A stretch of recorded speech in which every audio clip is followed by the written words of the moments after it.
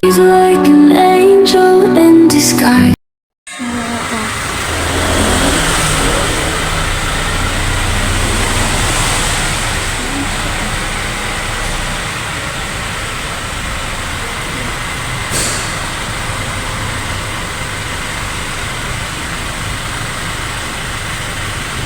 Ano kami yan?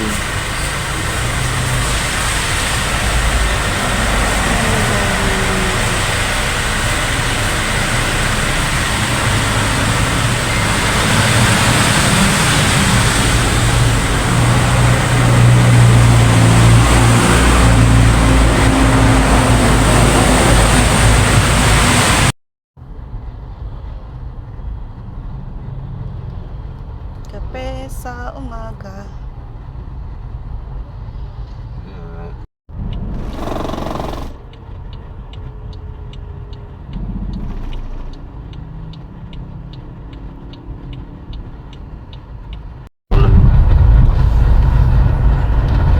Umulan ka po ng hapon. Hapon lang kasi Oo, talagang hapon. Pero uminit na, di ba, kahapon? Oo, dapat na sila nagsiuwian na. Iikot tayo dyan, doon.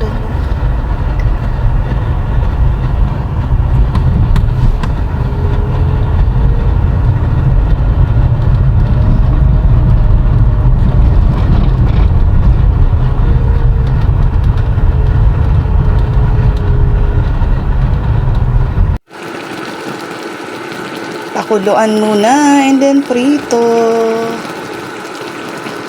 Hinarinate. For 1 day, 2 days na yata yan. So yan, para mas lumambot siya. Diba? Barbecue flavor.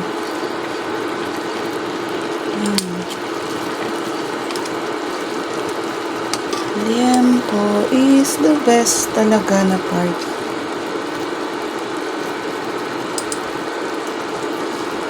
So, basta ganyan lang siya. And then, papalamigin na lang. Tapos yung iba matutuin. That's it! Ang dami kong ginawa ngayon. Yan yung pineapple na natira. Ayun, ginawa ko na siyang jam.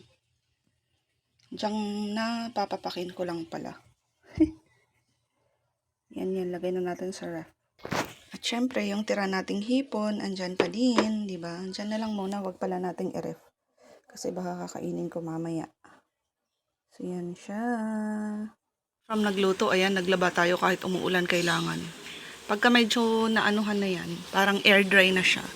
Paplansyahin ko na lang para siya ay matuyong-tuyo. Tapos yan yung mga halaman natin, ang sitwasyon yan. Hindi ko pa malinisan kasi ano na naman. Tapos yung sili natin doon, isa lang talaga ang bunga. Wala nang sumunod. May bulabulaklak siya pero isa pa lang yung magsusurvive. Yung kulay red na yun. Then yung ating okra, ayan. May 3 na pala, kaya lang di ko pa naani. Matigas na yata kasi. So yan siya. Ating luya, natakpan muna doon sa glit. Kasi inano ko yung anuhan ng ating ito. Kasi yan, pumapasok kasi dyan. Yan. So, nakapaglaba at least. Mga andis yun. Kailangan din laban kasi. Excuse me. Then, yan. Magpapalit tayo ng cobre kama. So, yan. Yan yung inasikaso natin. Tapos, magtutupi ng mga ilang napasok na natin na labahin. Yun pa, medyo may basa pa. Kaya, ipaplansya ko lang para tuyong-tuyo. Hindi naman siya basa. Kaya lang yung parang malamig siya. Diba? Parang basa pa din yung feeling nun. So, yan. So, buti na lang nag-off tayo kasi baha, di makakadaan ang ating Limby girl. Buti na lang talaga. Nag-off na ako. Pasok na lang ako ng Sunday.